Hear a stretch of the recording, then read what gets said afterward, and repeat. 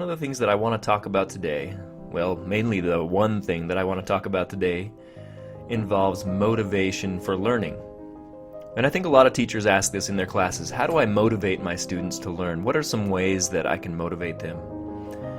The reason why I'm talking about motivation on an educational technology podcast is because a lot of times people think that technology is what motivates students. It's the bells and whistles, right?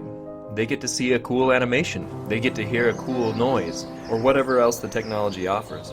So motivation and technology have often been linked as a good learning tool. We've thought that technology should be there because it motivates students to learn. Let's use technology, motivate students. But that's not necessarily the case. Motivation and technology don't always go hand in hand. And really what motivates students is not necessarily the technology, it's the deeper concepts of motivation that could come through use of technology or without, that we're going to talk about today. Okay, so again, motivation is not necessarily provided by technology, it's provided by what the technology could offer or may offer, the principles of motivation that have been discovered through research and through study. And so what I want to do is talk first about intrinsic versus extrinsic motivation and differentiate these two terms, and then talk about a model to support motivation in your classroom, and then tie it back into how technology might be a motivating factor as long as it uses those principles of motivation. So first of all, intrinsic versus extrinsic motivation. And I'll start with extrinsic motivation. Extrinsic motivation is not the good kind of motivation. When you're trying to motivate somebody to learn extrinsically, then you're maybe offering like a piece of candy when they finish their task. So extrinsic motivation means that the student is motivated outside of his or herself. Like there's something extrinsic to the student that is motivating him or her to learn. And research has found actually that this is not a very powerful way of motivating students, that if they are not intrinsically trying to learn on their own type of motivation, if they're being motivated extrinsically, that this is not a very good way for them to be motivated. It's not very effective. Intrinsic motivation, on the other hand, is motivation that comes from within the student. And so when we're intrinsically motivating someone, we're trying to take advantage of that motivation that's already within the student to do good or to learn. And we're just maybe enhancing it a little bit with the way that we present materials, with the way that we do things. So those are the two different types of motivation. Again, extrinsic is motivation that comes from outside of the student, and intrinsic is motivation that comes from within the student to want to learn, although you can help support intrinsic motivation. And I'm going to talk about a model for intrinsic motivation right now. So Malone and Lepper, many years ago actually, this is an oldie but goodie, but Malone and Lepper created this nice little model of intrinsic motivation. It's a taxonomy is what they actually call it, taxonomy of intrinsic motivations and ways that teachers can support motivation intrinsically for students, not just giving them a piece of candy or giving them an external reward for their learning, but to help support their intrinsic motivation to learn. And so what they do is they provide some design principles, or principles that teachers can do to promote various sources of intrinsic motivation when we're teaching and learning. And again, this is an article that came out over 20 years ago, but it's still a very good article for helping people to be motivated with learning, and we still go back to this a lot in the literature. Okay, so what are the elements of the model then? Well, first is control. Promote students' sense of control over the activity. So again, we're talking about intrinsic motivation versus extrinsic. If a student feels like he or she is intrinsically in control of some aspects of an activity, then that can support their intrinsic motivation. If the activity is of initial intrinsic interest, then don't add extrinsic things onto it, because students are already interested in it, right? Don't add something that might ruin the activity. If the activity is of little initial intrinsic interest, then maybe some extrinsic things might help. But you want to help embed some controls in the activity where students can actually kind of have a feeling or a sense of control over the activity, that they're kind of in charge. They can maybe they can make a choice of how they're going to complete the activity, or how they're going to present the material, or how they're going to do something. That helps to support intrinsic motivation for learning. The next one is challenge. Provide students with a continuously challenging activity. Now that's a tough one.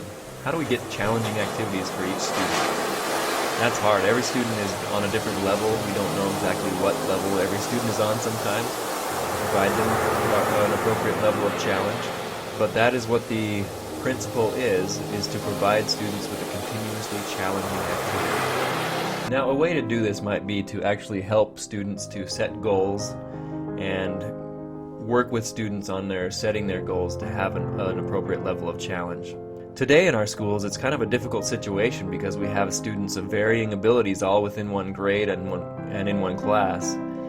And it's hard to challenge for instance, high achievers, and you can't really do that with the whole class. You have to leave the bottom students behind, I guess, if you wanted to do that. But I think a lot of differentiation goes into this as far as learning is concerned, figuring out exactly the right types of activities for each student to provide an appropriate level of challenge for their learning.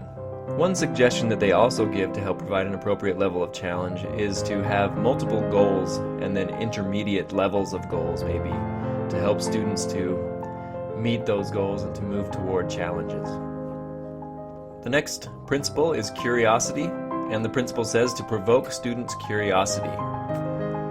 And so, as a teacher, some suggestions you can do to promote their curiosity, of course, is to highlight areas maybe of inconsistency, incompleteness, inelegance in their knowledge, employ activity involving domains, problems. Case studies come to mind as we pique students' curiosity, finding case studies that match what they're interested in. Other things that they might be interested in is matching and finding other activities that may match students' interests and curiosities as they learn. I think one good tip with this is to point out things that just don't make sense or that are inconsistent or that don't work out right. And students having to puzzle in their mind or think about what that means. That can promote curiosity. The last one is contextualization. This is the last principle in the motivational model of Malone and Lepper, or the taxonomy of intrinsic motivations. Contextualization. And it says highlight the functionality of an activity. For those of you who have heard of authentic learning, this very much goes along with that whole idea of authentic learning. You want to present an activity or have students do an activity in a naturalistic context of use, or make it like a context or a simulated type of context so that they learn within a context. And that really helps to support intrinsic motivations for students as they think about how that content can be used in a situation outside of school. So contextualization, very big part of this model of intrinsic motivations. Okay, so that's the model. Again, the 4 elements all start with C. Control, challenge, curiosity, and contextualization. Now, when people talk about technology in education and how motivating technology is, it's not just because the technology itself is motivating, it's because it supports these basic principles of motivation. For instance, number 1, control.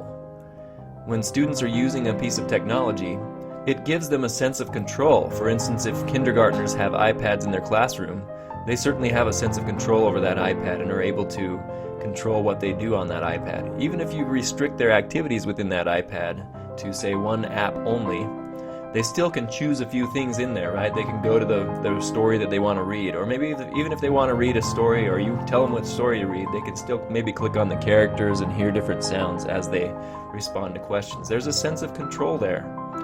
So that is why the technology supports motivation. It's not because of the technology itself, it's because it supports this idea of control. And the other items in this motivational model as well. Challenge. Well, a lot of games that students play, video games, for instance, is an example. It always provides an optimal level of challenge, and actually the video game does a very good job of adjusting to students' challenge level. A lot of other educational games do the same thing. They can adjust to a student's challenge level. And also technology allows you to differentiate a little bit, right? One student can be on an iPad doing one activity, and another student can be doing another one. So they can have appropriate challenge in that way as well. Curiosity. Are students' curiosities provoked with technology? Absolutely. We have a lot of different things that they can do on these technology pieces, and I think that that's one of the things that makes technology motivating as well is that they're curious to see what it will do, to see what it can provide. Even if they're inside an educational app or on a website where they're learning, it still can provoke their curiosity. And then contextualization. A lot of technologies provide a naturalistic context of use. They talk about the authenticity of what is being learned. And in fact, because of the latest technologies that we do have, we are able to put more of a context onto what we are learning in class a lot of times. We are able to connect to, for instance, other classrooms or communicate with other people who may be a part of our authentic learning experience. We can go on to Google Earth, for instance, and view an actual marketplace in the Philippines if we're learning about that country, or in a different state, or whatever we're learning about. We can often use technology to put a context on whatever the learning is. So technology really isn't motivating in and of itself. Technology will only be as motivating as it follows these concepts of control, challenge, curiosity, and contextualization. So the reason why we think that there is a connection between technology and motivation really isn't because of the technology itself. It's because of these elements that the technology offers. And again, those elements of intrinsic motivation are control, challenge, curiosity, and contextualization. Well, it's been another week here. Thank you for listening, and have a great week.